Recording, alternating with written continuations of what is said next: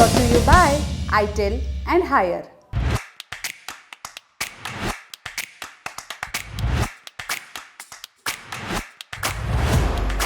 अगली खबर पर पहुंचे उसके पहले आप ये वीडियो देखिए। ये जो जिनकी हम बात कर रहे हैं सब बुरे नहीं हैं, वो सब बुरे भी नहीं हैं। ये जो कृतियां या बुराइयां जो हम आपको बता रहे हैं वो भी मानते हैं बुराइयां हैं। वो 4 पत्नियों के पक्ष में नहीं रहते हैं, पत्नी को तलाक ट्रिपल तलाक के पक्ष में नहीं रहते हैं, बच्चियों को मार दिया जाए इससे पक्ष में नहीं रहते हैं। लेकिन जो कठमुल्ला है, जिसे कह लीजिए आप, शब्द गलत है लेकिन कहने में गुरेज नहीं है, क्योंकि वो देश के लिए घातक हैं, बिगाड़ने वाले लोग हैं, जनता को भड़काने वाले लोग हैं, देश आगे ना बढ़े इस प्रकार के लोग हैं। उनसे सावधान रहने की जरूरत है।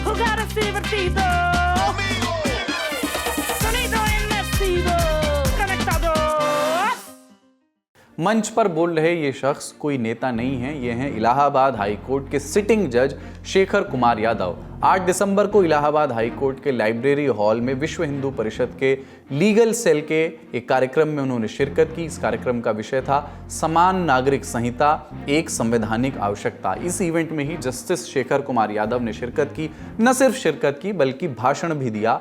पूरा भाषण तो लंबा ही है, आपको उस भाषण के कुछ चुनिंदा हिस्से बताते हैं जो उन्होंने वहां पर कही।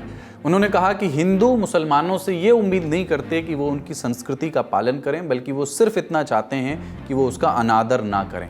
कठमुल्ले देश के लिए घातक हैं, देश के खिलाफ हैं, जनता को भड़काने वाले लोग हैं। मुझे ये कहने में कोई हिचकिचाहट नहीं है कि ये भारत है और ये अपने बहुमत की इच्छा के अनुसार चलेगा। हम अपने बच्चों को जन्म से ही सहनशीलता और दया सिखाते हैं। हम उन्हें जानवरों और प्रकृति से प्यार करना सिखाते हैं। दूसरों के दर्द से हमें दुख होता है, लेकिन आप ऐसा महसूस नहीं कर सकते। आप उस महिला का अपमान नहीं कर सकते जिसे हिंदू शास्त्रों और वेदों में देवी माना जाता है। आप 4 पत्नियां रखने, हलाला करने या 3 तलाक करने के अधिकार का दावा नहीं कर सकते। महिलाओं को भरण पोषण देने से मना करना और दूसरे तरह के अन्याय काम नहीं करेंगे। सिर्फ RSS, VHP या हिंदू ही समान नागरिक संहिता की वकालत नहीं करते, देश की आला अदालत भी इसका समर्थन करती है। जब आप उनके सामने जानवरों को मारेंगे तो आपका बच्चा सहनशीलता और दया कैसे सीखेगा। लेकिन फिर कहानी ढूंढी गई जस्टिस शेखर कुमार यादव की और उनके चुनिंदा मुकदमों की। जन्म 16 अप्रैल 1964 को इलाहाबाद विश्वविद्यालय से LLB की पढ़ाई की और 8 सितंबर 1990 को वो एडवोकेट बने। 1990 से लेकर के 2019 तक उन्होंने इलाहाबाद हाई कोर्ट में बतौर वकील सिविल और संवैधानिक मामलों पर काम किया। वकालत के दौरान उत्तर प्रदेश सरकार के एडिशनल गवर्नमेंट एडवोकेट और स्टैंडिंग काउंसिल भी वो रहे। इसके अलावा भारत सरकार के लिए उन्होंने बतौर एडिशनल चीफ स्टैंडिंग काउंसिल और सीनियर काउंसिल भी काम किया। उन्होंने भारतीय रेल और VBS पूर्वांचल विश्वविद्यालय के स्टैंडिंग काउंसिल के रूप में भी अपनी सेवाएं दी। कौशाम्बी जिले के प्रशासनिक न्यायाधीश या एडमिनिस्ट्रेटिव जज की कुर्सी पर भी वो रहे। 12 दिसंबर 2019 को justice Yadav Allahabad high court में अतिरिक्त न्यायाधीश या एडिशनल जज नियुक्त किए गए। 26 मार्च 2021 को उन्होंने स्थायी न्यायाधीश या परमानेंट जज के रूप में शपथ ली। हाई कोर्ट में वरीयता क्रम में वो ऊपर से 47वें स्थान पर उनका नाम आता है। उनके कुछ चुनिंदा मुकदमों की भी बात करते हैं। 31 जुलाई 2021 जस्टिस यादव ने जावेद उर्फ जाबिद अंसारी नाम के एक शख्स को कथित लव जिहाद केस में बेल देने से मना कर दिया।